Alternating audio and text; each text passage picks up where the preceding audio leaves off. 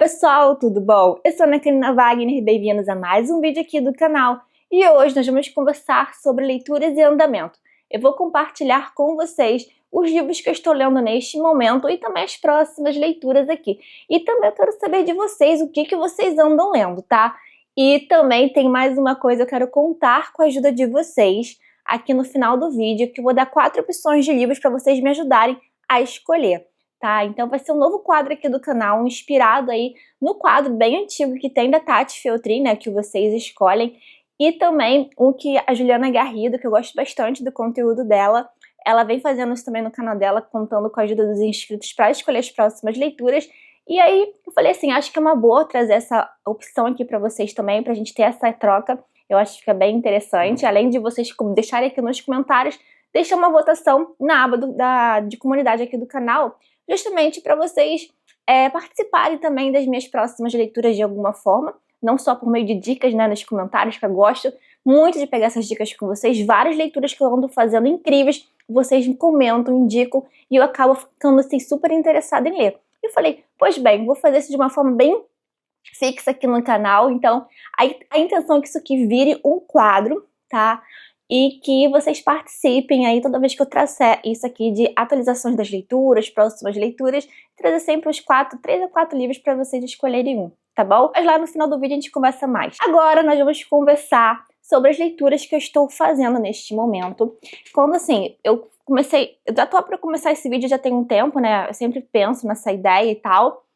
E calhou, né, eu já tava com a intenção, já tem um tempinho, mas aí calhou que eu já terminei as leituras que eu estava em andamento, algumas delas, né, e aí eu já ia inicializar algumas que estavam ali já separada para fazer isso. E aí calhou que esses dias aqui eu comecei 3 leituras, então, final de semana mesmo agora. Sexta eu comecei uma, sábado eu comecei outra, domingo outra. Então eu vou compartilhar 3 das leituras que eu já comecei, estou amando. Tá, já digo isso, assim, eu não sei, vai ser incrível, assim, essa parte de leitura desse semestre, eu tô super empolgada, e outra aqui que eu vou começar em breve, tá? O primeiro que eu comecei é Judas Obscuro, do Thomas Hardy. Gente, que livro que tá, assim, tá maravilhosa essa leitura, ela tá bem fluida, tá? Eu tô na página já 54, então, eu sei que esse livro é uma desgraceira, tá? E eu gosto de ler desgraceiras nesse sentido, então a gente vai acompanhar a vida do Judas, é um menininho ali, e ele vai passando por situações ali que logo no início ele vai descobrindo que a vida não é tão, assim, tão linda dessa forma, então ele vai tendo desencantos com coisas que vão acontecendo com ele. E tem uma introdução muito bacana aqui nessa edição que eu tenho da Sétimo Selo. Tem uma introdução falando dos romances do Thomas Hardy de modo geral. É uma introdução feita pela Virginia Woolf. Então um conteúdo bem legal aqui. Deixa eu ver aqui, tem em torno de 10 páginas só falando dos romances de modo geral, do estilo, né, do Thomas Hardy, e da importância dele para a literatura, também falando da importância desse livro aqui e da forma como ele escrevia. Então, assim, é bem bacana mesmo. Então, você vai encontrando, assim, por que ele é tão aclamado, o que tem de diferente.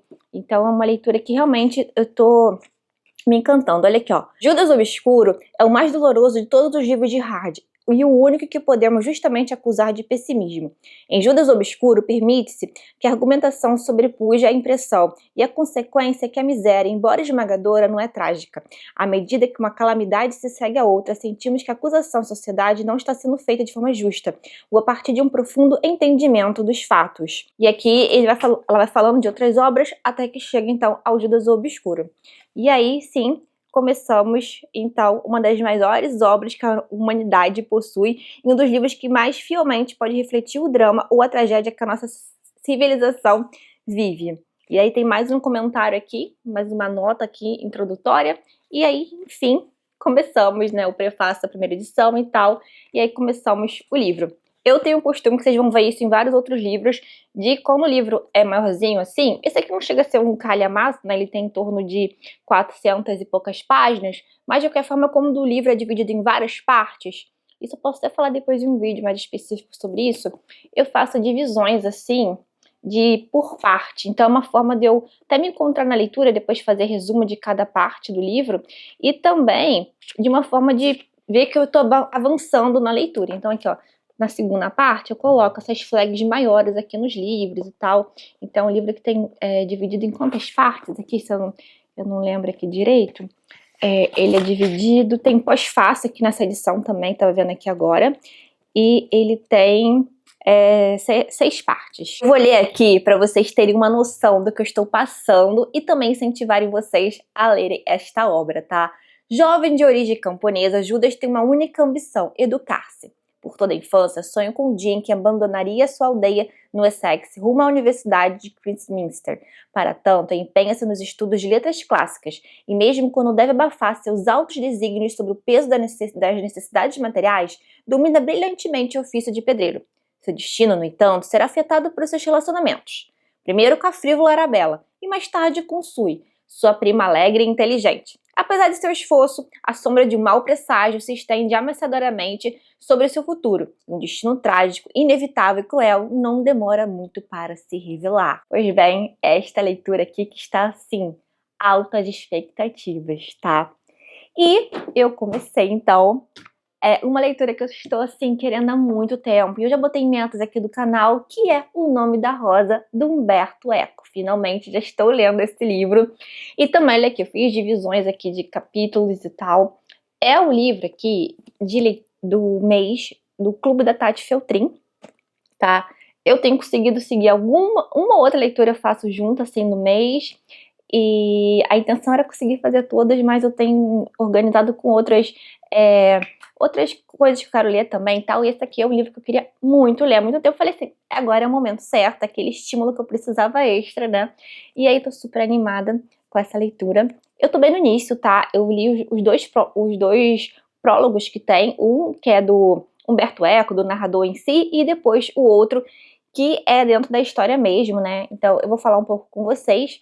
Mas, como eu falei aqui, dividindo os capítulos, porque ele se passa em uma semana, então tem umas 7 partes, também tem a parte de consulta nos trechos em latim, então sempre fica mais fácil aqui de ficar consultando aqui no final, nessa parte aqui com a parte de latim. E ficar consultando os trechos que são assim. E também que eu tava falando do clube, tá? Só pra falar, olha que fofinho o marcador que tem. Deixa eu mostrar pra vocês dos dois lados. Olha que coisa linda. Eu adoro o trabalho que a Ju faz, ela que ilustrou, né? Então, muito lindo. Eu tenho outros marcadores dela, inclusive o que tá no livro meu. Vou mostrar pra vocês rapidinho o trabalho dela, como é lindo. O que tá o marcador do Leão dentro do Judas Obscuro é esse aqui, de Gilmore Girls. Olha que lindo.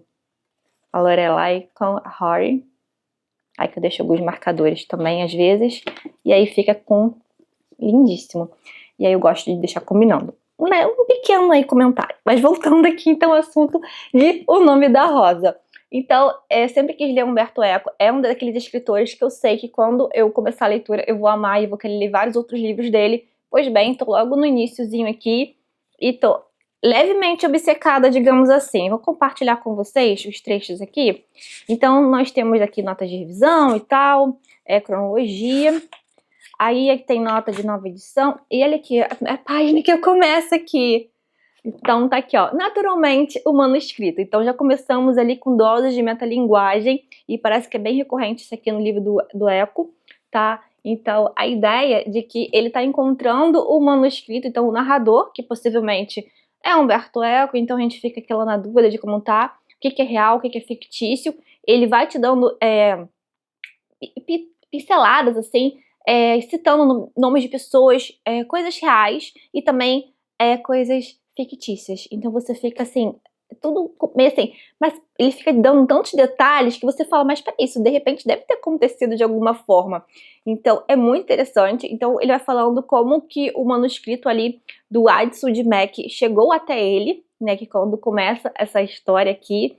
Então ele vai adotando esse artifício aqui de que brincando ali com o real e fictício, justamente para dar aquela verossimilhança aqui nessa história. Então ele faz esse prólogo aqui. Então o meu está bem comentado, porque tem várias partes ali que vão dando várias referências ao estilo de escrita, ao estilo do que está acontecendo ali. E aí ele perde esse manuscrito, então ele se depara, né, uma hora ali, em 1968, ele se depara com esse manuscrito ali do Addison de Melk, né? e aí ele fica fascinado, então ele começa a fazer anotações, assim, desesperadamente ali, transcrevendo vários trechos, fazendo a própria tradução. E em algum momento ali ele vai perder esse manuscrito original. E aí depois, mais tarde, em 1970, e ele vai se deparar lá em Buenos Aires, então ele vai dando várias referências ali, e vai se deparar com um trecho ali de um texto ali que parece ser o que ele leu. E aí vai falar até uma parte aqui que diz que é muito importante do livro ali, do Nome da Rosa, que é a parte aqui que fala dos labirintos aqui, que diz que é uma referência muito grande à obra, o jogo de labirintos que tem e tal. Então, vai falando sobre isso, e aí ele vai falar que não tem coincidência e possivelmente é o mesmo texto, e aí ele vai trazer a ideia de que é um texto aí que passou por várias traduções, então as diferenças que tem é por causa disso, e aí ele vai começar assim, então qual tradução escolher, o que eu vou fazer e tal. Assim, a escolha dele, porque ele vai adotar, qual estilo vai adotar, então tem tudo isso falando dessa forma aqui, que você fala assim, ele vai dar conhecimentos históricos ali, que você vai dar como isso algo verdadeiro. E aí termina, né, um trecho aqui falando que aqui, ó, para ela é uma história de livros, e não de mistérios, não de misérias cotidianas, e a sua leitura pode inclinar-se a recitar como grande imitador de Kempis. Aí aqui fala aqui, ó, o refúgio, deixa eu ver o que eu anotei aqui, ó. O refúgio espiritual e intelectual está nos livros. A obra é exatamente sobre isso. O mergulho denso e encantador na linguagem, nos símbolos e nas múltiplas camadas da leitura. Que esse livro aqui diz que ele é cheio de símbolos, várias camadas de leitura. Então, assim, eu estou super encantada mesmo. Aí você passa por isso, tem as notas iniciais, outro prólogo aqui. E aí sim você se encontra nessa história aí do Addison e o encontro dele com o Frei Guilherme de Baskerville, né? Então o nome é em homenagem aí ao detetive do Arthur Conan Doyle, né? E tem várias metáforas, tem várias... E assim, essa página aqui tem várias referências bíblicas, tem várias referências... E aí eu fui, claro, anotando aqui as ideias do livro. Então, margens servem para isso, para mim, para fazer várias anotações. E, pois bem, comecei agora... terminei aqui na página 53, então vai começar então o grande mistério que envolve aqui. Tem um mapa, né, na verdade, aqui. E, assim... Tô super animada com isso, olha. Voltemos aos processos. O homem, suponhamos, foi morto por envenenamento. Esse é um dado de experiência. É possível que eu imagine, diante de certos sinais irrefutáveis, que o autor do benefício tenha sido outro homem. Em cadeias de causas tão simples, minha mente pode intervir com alguma confiança em seu poder. Mas como posso complicar a cadeia imaginando que, como causa de pérfida ação, haja outra intervenção, dessa vez não humana, mas diabólica? Não digo que não seja possível, o diabo também denuncia sua passagem através de claros sinais, tal como o vosso cavalo Brunel. Por que devo buscar essas provas? Já não é suficiente saber que o culpado é aquele homem entregá-lo ao braço secular? Em todo caso, sua pena será a morte. Que Deus o perdoe. E aqui vai dando o gostinho aqui das referências aqui. Então tudo aqui é um jogo muito de palavras, muito jogo falando amor aos livros de alguma forma. Então, assim, tô fascinada com essa história aqui mesmo. E eu acho, assim, que esse é um calhamaço que eu vou devorar. Pois bem, 2 leituras iniciadas recentemente, não satisfeita, né? Porque desde que eu li Covardes, que tem vídeo aqui no canal, vou deixar linkado aqui nos cards, eu fiquei, assim, apaixonada pelo livro. E muita gente que lê aquele livro também ama esse aqui, ó, Ben-Hur. Então, que é do Lew Wallace. Então, que é uma história dos tempos de Cristo. Então, eu falei de Covardes, também tem a ver ali, na verdade, ali com a fundação ali da igreja e tal, católica. Então, aqui também temos aquela coisa de um romance aí, um grande clássico cristão. Então, de alguma forma, coincidência que tem os livros que eu tenho lido, de alguma forma, fala, pelo menos cita alguma coisa ou cristã ou de alguma coisa de papa, de alguma forma. Eu acho muito interessante, porque aqui no Nome da Rosa vai dar esse panorama ali de como estava a situação da igreja, vai falar do papa que estava em questão, de conflitos, na época que estava com... como que estava a situação ali da igreja. E eu li recentemente os Borgias, eu li recentemente o Conclave. Gente, tudo bem, teve a questão do Conclave em si, agora em 2025, né, dado o falecimento do Papa Francisco, Porém, não foi algo premeditado que eu procurei esses livros, então muito antes disso já estava lendo Covardes e tal, Conclave e também. Enfim, mas aí tô lendo aqui Ben-Hur, e também esse aqui tem uma escrita tão, assim, gostosa, e é um livro dividido em várias partes também, tá? E também eu gosto muito que ele tá no estilo do Covardes, em que tem vários capítulos do livro. Então, em cada uma dessas partes tem vários capítulos, e isso deixa a leitura muito mais fluida, uma coisa assim que eu vi no outro livro que me ajudou bastante, e ele já vai direto, ó, rumo ao deserto. Então aqui a gente vai se deparando, no caso, vai falando de 3 figuras ali no deserto, vai dando... Eu tô bem no começo, tá? Tô na página 32, e eu li 5 capítulos, mas vai falando ali, eu comecei uma pessoa ali no deserto, outra pelas características, tá falando dos 6 magos, então é em dezembro, então é o nascimento de Jesus, então tá nesse aspecto aqui da leitura, então eu tô bem empolgada também. Olha aqui, ó. Judá Ben-Hur, príncipe judeu de uma família influente em Jerusalém, é traído por seu amigo de infância, o ambicioso oficial romano Messala, e é acusado injustamente de tentar assassinar o procurador. Como consequência, é enviado para as galéias romanas, enquanto sua mãe e irmã são encarceradas. Mas uma reviravolta do destino faz com que ele salve a vida do comandante romano Quinto Árrio, que o adota como filho. Munido de recursos e uma nova identidade, Judá planeja resgatar a honra de sua família e vingar-se de seu rival, Messala. No entanto, o encontro fortuito de Judá com o jovem carpinteiro da Galileia operará uma mudança decisiva em sua vida. Esse grande épico deu origem a inúmeras adaptações do cinema e do teatro e foi por décadas o livro mais vendido nos Estados Unidos depois da Bíblia. Nele, o leitor é guiado por uma aventura que perpassa terra e mar, Jerusalém, Roma, Antioquia. Sheiks árabes, sábios do Oriente e militares romanos transitam por essa história de ódio, redenção, vingança e perdão ambientada nos tempos de Cristo. Então, tô bem empolgada com essa leitura, e essas 3 foram as que eu iniciei recentemente. Outra aqui que vou para começar a ler, na verdade eu li um capítulo só, que é de Stonehenge, do Bernard Cornwell. Então esse aqui é o meu primeiro contato com o escritor. Na verdade, essas obras todas é o meu primeiro contato com cada escritor, né? Com Humberto Eco, com Thomas Hardy, e aqui meu primeiro contato com Bernard Cornwell, que é um escritor que eu quero ler há muito tempo, principalmente o livro ali das Crônicas de Arthur. Mas resolvi começar com esse, do Stonehenge, que eu tenho grande interesse também por esse conjunto aqui, esse lugar e tal, e eu gosto muito desse apanhado histórico também.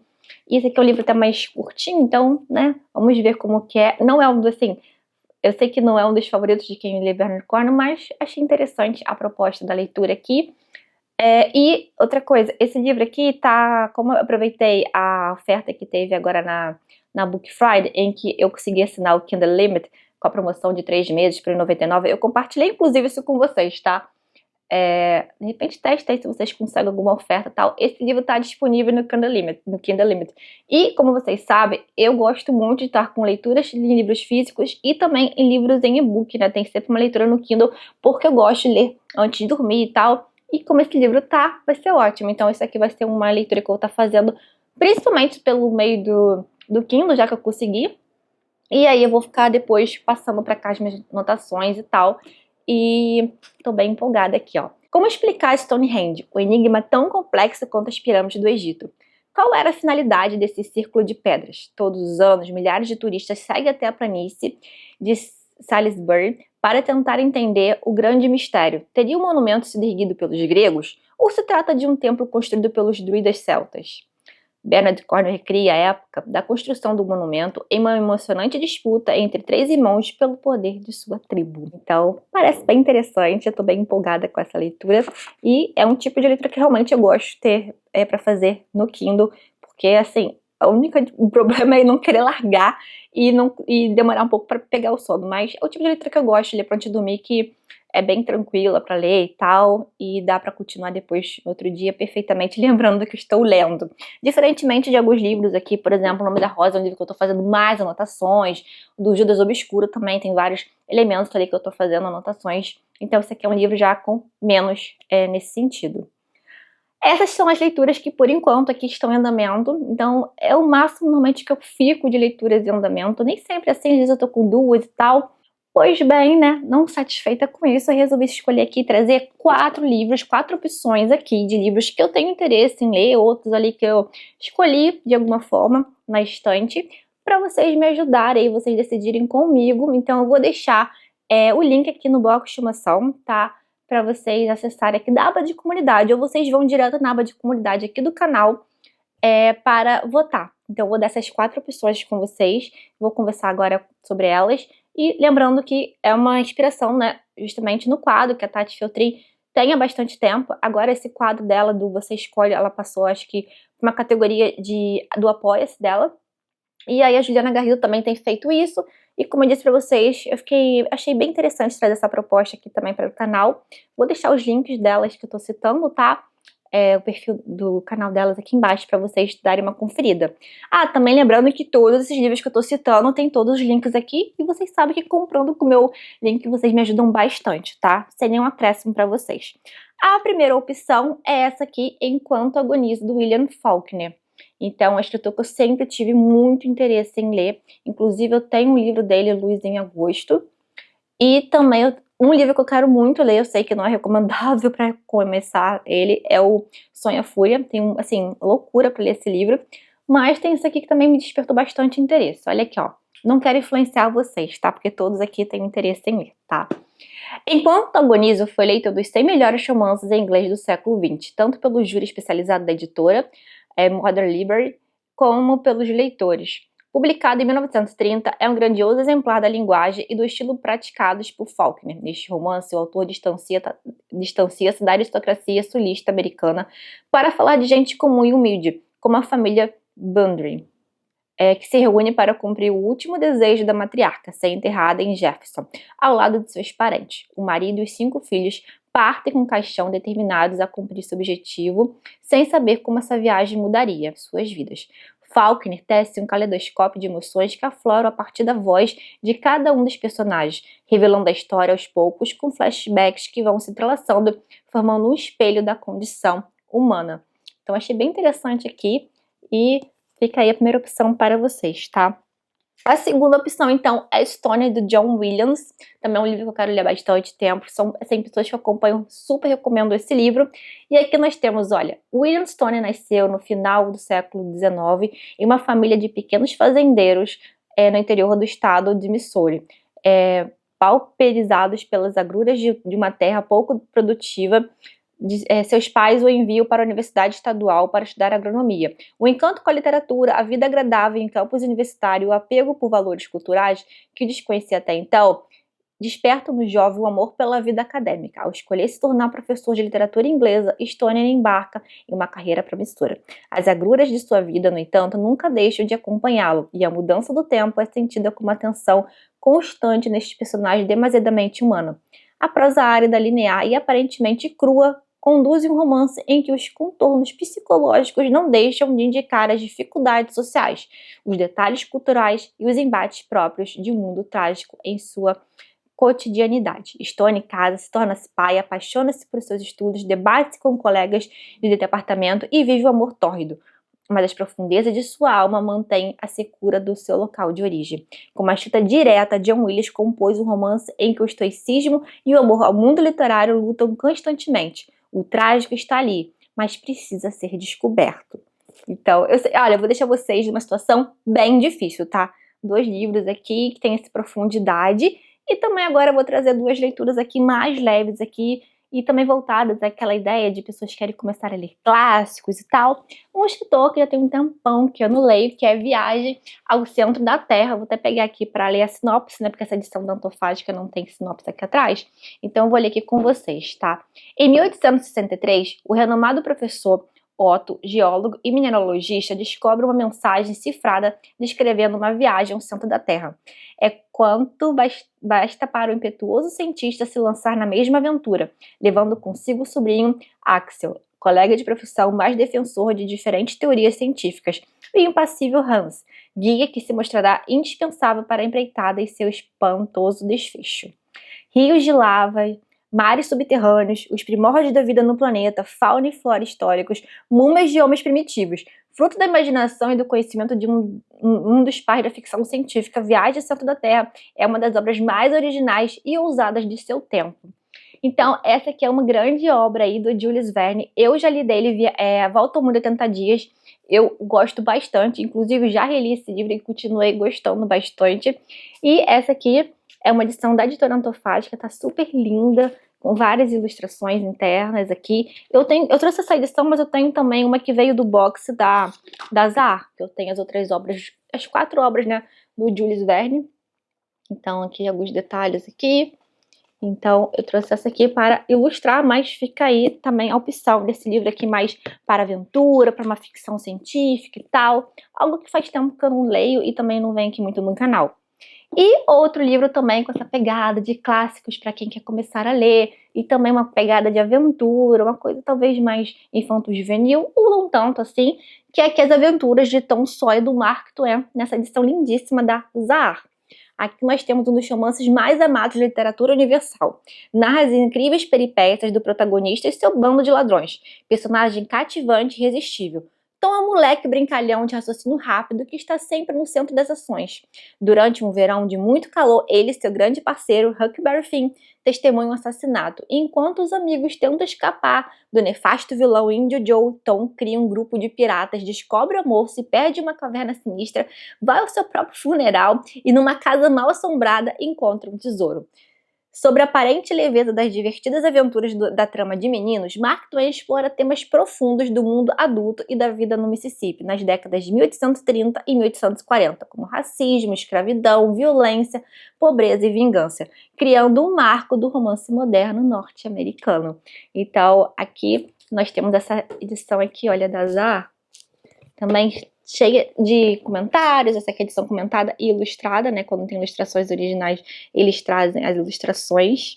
E também é outra obra que já tem um tempinho aqui parada na estante, que eu quero ler. Eu tenho essa e também Huckleberry Finn. Então, se for escolhida, de repente, depois eu leio Huckleberry Finn. A ideia, então, é que vocês escolham, me ajudem a escolher uma dessas próximas aqui, leituras para serem feitas, e eu traga, a diferença é que eu trago um vídeo resenha só dessas leituras, tá? Então, eu tenho um costume que eu tenho feito fazer, assim, o apanhado das últimas leituras, né? Então, eu faço um vídeo com resenha de 3, 4 livros, em um vídeo de que eu fiz, então eu espero dar 4 leituras no máximo feitas e trago um vídeo. E aí, no caso aqui, o que vocês escolherem dessa leitura e dessas leituras aqui, eu trago um vídeo só para ela. Então eu escolho direitinho o que vocês querem aí que eu leia, tá? Não esqueça de deixar a sua opinião, tá? Podem comentar também, mas não esqueça de votar lá na enquete lá da aba aqui de comunidade do canal. Então, pessoal, essas foram as minhas escolhas de leituras que estão em andamento e também aqui vocês vão me ajudar a decidir a próxima leitura. E eu quero saber o que vocês acharam dessas minhas escolhas, o que vocês já leram esses livros aqui, o que vocês estão lendo. Vamos fazer essa troca, porque eu adoro, como eu disse pra vocês, não somente gosto que vocês participem, agora por meio de um quadro aqui do canal, vocês votando nisso, mas também aqui nos comentários que eu pego várias dicas valiosas. Então, assim como eu gosto de trazer ideias pra vocês, dicas, eu também gosto de ouvir de vocês também, que eu acho que essa troca aqui que enriquece muito a gente faz descobertas incríveis. Então, lembrando sempre, tá, que o nosso vídeo termina, mas o nosso bate-papo não, ele continua sempre aqui nos comentários. Tá bom, pessoal? Olha, um beijo enorme, tchau, tchau, até o próximo vídeo.